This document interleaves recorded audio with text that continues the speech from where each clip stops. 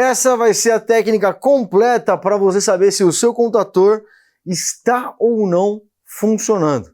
Eu me chamo Everton Moraes, líder do movimento Desperta Leão, e ajudo você, eletricista, a se transformar em eletricista fora do padrão, um verdadeiro eletricista classe A. No vídeo de hoje você já deve estar vendo na minha lousa aqui atrás, né? Eu vou te mostrar qual que é a rotina que você precisa estruturar na sua cabeça, na sua mente, para fazer a análise de manutenção de um contator. Bora lá? Bom, então a primeira coisa que eu quero que você saiba é, imagina que você estava lá naquela análise de manutenção, que você deve ter visto em um dos vídeos anteriores nossos. Vou colocar aqui também na descrição e no card aqui para que você consiga acessar esse conteúdo depois de assistir esse daqui, tá bom? E aí você foi na rotina de manutenção e descobriu que o problema era o contator. Pois é, e agora? Como é que eu testo o contator? Como é que eu descubro que ele está com problema? Vamos direto para a prática aqui? Vamos imaginar o seguinte, né? Ó, eu descobri que o contator tem algum problema e eu preciso saber qual é o problema do contator. Então, eu vou criar uma rotina de análise. A rotina vai ser a seguinte, ó. Primeira coisa, o início significa que eu já sei, o contator provavelmente apresenta algum problema, algum defeito. Então eu venho e primeiro desconecto ele da rede de alimentação. As medições que nós vamos fazer aqui, é importante eu desconectar ele para que eu consiga medir somente o que ele me apresenta e não o circuito inteiro. Você vai ver daqui a pouco.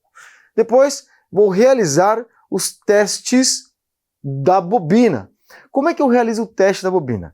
Eu vou pegar e vou colocar meu multímetro na escala ohmica de resistência e vou fazer a medição de resistência da bobina, tá? É óbvio que não vai dar continuidade. Se der continuidade, tem algum problema, tá em curto-circuito. Se der aberto, ou seja, se não der nada, abre o contator e dá uma olhada lá na bobina dele que vai ter problemas. Vou dar um exemplo para você aí aqui no vídeo. Medi e deu um valor de 50 ohms. É bom ou é ruim? O certo é consultar a tabela do fabricante. Mas um guia para você se basear em uma situação onde a bobina é 24 volts, né? Eu tenho que ter entre 10 e 50 ohms. Em uma situação onde a bobina é de 220 volts, eu tenho ali entre 300 e 1000 ohms. Acima de 380 volts, acima de 2000 ohms. Mas isso aqui não é uma regra, tá? Eu tenho que olhar o catálogo do fabricante e fazer algumas consultas se assim se fizer necessário. Mas eu preciso ter o valor de resistência medido. O que não dá para ter em curto e nem aberto, ok? Então, fiz a medição. Venho para essa etapa aqui, ó. Bobina está ok? Se não, quando é que é não? Quando está em curto, quando está aberto, né?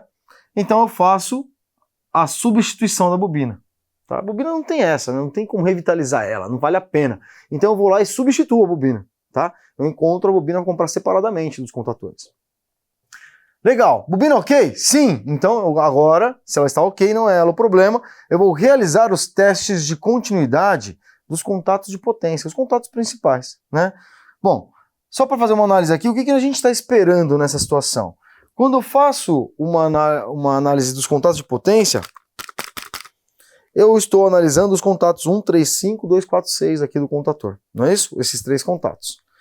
E aí, obviamente, com ele aberto, ou seja, não acionado, os contatos estão abertos, então eu teria que dar infinito, ou seja, tem que dar aberto, né? Tá? Valor altíssimo de corrente, de resistência.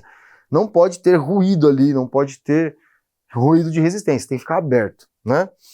Se eu acionar para fazer o teste, então eu vou fazer o acionamento, fazer o teste. Quando eu faço o acionamento, ele tem que ficar em zero, curto-circuito, 0 ohms. Não pode apresentar resistência também. Se apresentar resistência, tem um problema. Se não der infinito aqui, em ele desacionado, é um problema também. Então eu vou vir aqui e fazer a seguinte pergunta. O contato principal, ou os contatos principais, estão ok? Se sim, eu passo para a próxima etapa. Se não, eu vou realizar a manutenção ou vou substituir os contatos. Como assim realizar a manutenção? Muitas vezes você vai pegar, abrir o contator e lixar ali os contatos principais, ou fazer alguma coisa para que você volte ali, lubrificá-los ali com um óleo específico, uma graxa específica, tá bom? Bom, legal. Sim, os contatos principais estão ok. Então agora eu vou para a próxima etapa. Continuidade do contato auxiliar. Então tem os contatos auxiliares muitas vezes no meu contator. Vou fazer a medição de continuidade, mesma coisa do que essa análise aqui, ó. acionado 0 ohms, ou seja, curto-circuito, aberto infinito. E aí eu faço essa análise e pergunto, o contato auxiliar está ok? Se não, mesma coisa, substituo ou dou manutenção nesses contatos. Se sim, vou para a próxima etapa. Integridade física do invólucro, ou seja, o que significa?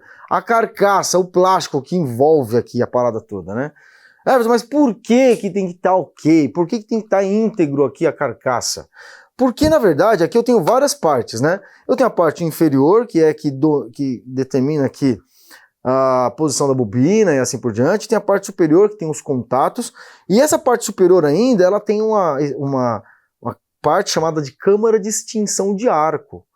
Então, eu tenho que estar com esse invólucro totalmente inacessível para que eu não tenha contato involuntário na carcaça metálica interna do contator, para não levar um choque ou para não ter nenhum curto-circuito no meu painel, beleza? Então eu venho aqui e pergunto, ó, vamos lá analisar a integridade física. Ok, né? Integridade física ok? Sim, vou para a próxima etapa. Não! Então eu vou reparar ou substituir o invólucro ou o contator. Muitas vezes eu não tenho ali a carcaça para comprar, né? Ah, o contator for muito grande, de alta potência, aí pode ser que sim. Aí pode ser não, aí vai ter, na verdade, tá? Então, fiz o reparo, volto aqui, integridade ok? Sim, então vamos para a próxima etapa. Resolvido? A pergunta é resolvida, né?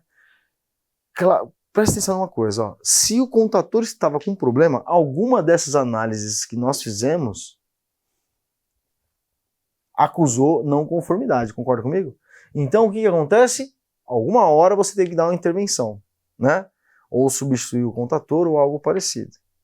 Bom, ok, depois que eu pego e faço essa análise aqui, ó, resolvido?